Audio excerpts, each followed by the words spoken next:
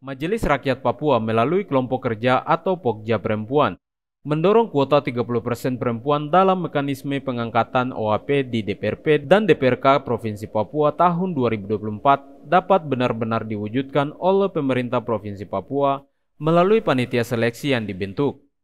Hal itu dikatakan Ketua Pokja Perempuan MRP Provinsi Papua, Natalia Bewona, dalam diskusi podcast MRP Bicara Selasa 25 Juni 2024.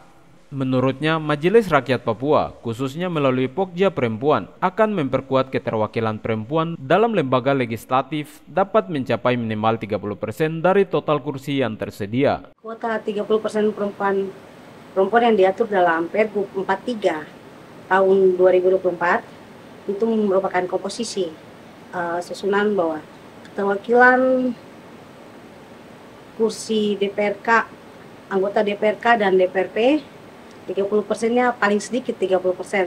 Untuk itu optimis kami dari Majelis Rakyat Papua, Pokja Perempuan, bahwa kuota itu akan kami penuhi. Perempuan Papua saat ini sudah mumpuni, SDM sudah baik, dan target kami, optimis kami, kita akan melewati kuota 30%.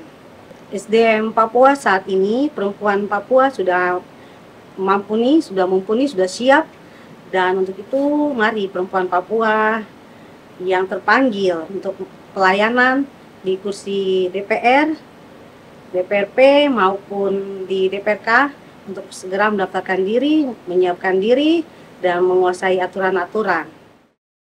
Di tempat yang sama, ahli hukum yang juga dosen Fakultas Hukum Universitas Cendrawasih Papua, Dr. Yusak Reba menyatakan dukungannya terhadap inisiatif yang dilakukan Pokja Perempuan MRP Provinsi Papua. Menurutnya, pasal 2 ayat 3 dari Pergub 43 dengan jelas menegaskan suatu keharusan untuk memperhatikan 30% keterwakilan perempuan dan itu wajib dipenuhi.